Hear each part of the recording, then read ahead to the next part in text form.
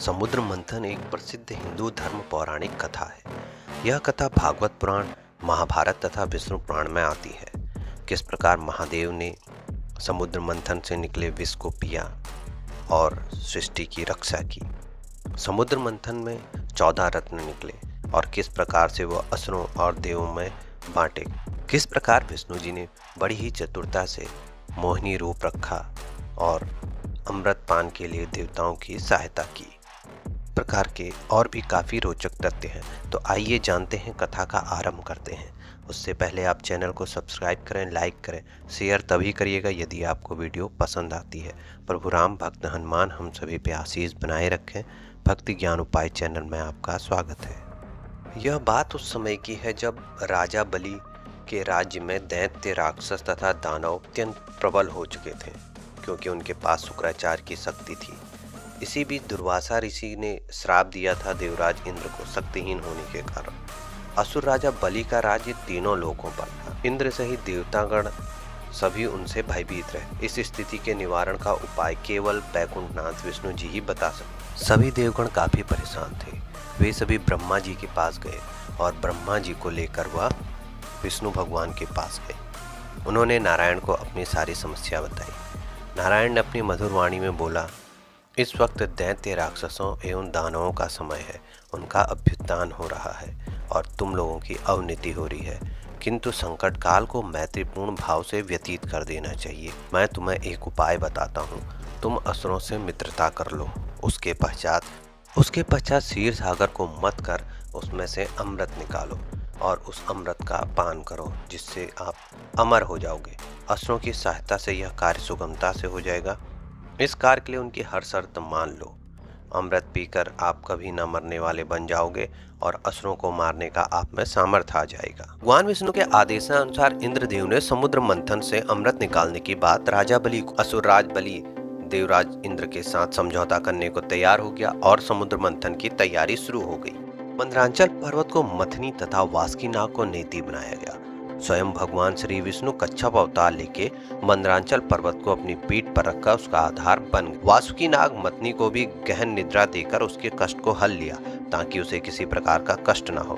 देवता वासुकी नाग को मुख की ओर से पकड़ने लगे। इस पर उल्टी बुद्धि वाले दैत्य, राक्षस, दानव दानी ने सोचा कि वासुकी नाग को मुख की ओर से पकड़ने में अवश्य कुछ न कुछ लाभ होगा। उन्होंने देवताओं से कहा कि हम किसी से शक्ति में कम नहीं हैं, हम मुंह की ओर से स्थान लेंगे। तब देवताओं ने वासुकी नाग के पूंछ की ओर का स्थान लिया।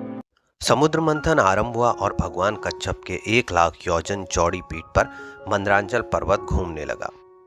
समुद्र मंथन में सबसे पहले जल का हलाहल विष निकला और उस विष की ज्वाला से सभी देवता तथा असुर जलने लगे और सभी की कांति फीकी पड़ने लगी। सभी सोचने लगे, इस विष का कौन पान करेगा, यह किसके हिस्से में आएगा।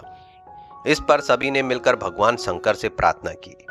महादेव जी ने उनकी प्रार्थना पर उस विष को हथेली पर रखकर उसे पी गए, किंतु उसे कंठ से नीचे नहीं उतरने दिया।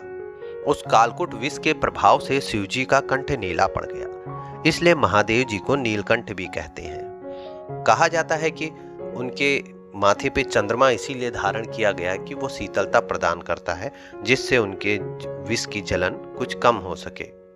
उनकी हथेली से थोड़ा सा विष पृथ्वी पर टपक कर गिर गया, जिसे नाग, बिच्छू आदि विषैले जंतुओं ने ग्रहण कर लिया। विष का महादेव के ग्रहण करने पर समुद्र मंथन फिर से प्रारंभ हुआ। दूसरा रतन कामधेनु गाय निकली, जिसे ऋषियों ने रख लिया। फिर उच्च श्रवा घोड़ा निकला, जिसे असुरराज बलि ने रख लिया। फिर उसके बाद ऐरावत हाथी निकला, जिसे देवराज इंद्र ने अपना वाहन बना लिया। ऐरावत के पश्चात कौस्तुभ मणि निकली, समुद्र से निकली, उसे विष्णु भगवान ने रख लिया। फिर कल्पवृक्ष निकला और रंभा नामक अप्सरा निकली। इन दोनों को देवलोकों में रख लिया गया। आगे फिर समुद्र मंथने से महालक्ष्मी जी निकली। महालक्ष्मी जी ने स्वयं ही भगवान विष्णु को वर के रूप में वर लिया। उसके बाद कन्या के रूप में वारुणी प्रकट हुई, जिसे असुरों ने ग्रहण किया। फिर इसके बाद एक के पश्चात एक चंद्रमा, पारिजात वृक्ष, शंख निकले और अंत में धन्वंतरी वैद्य अमृत का घट लेकर प्रकट हुए।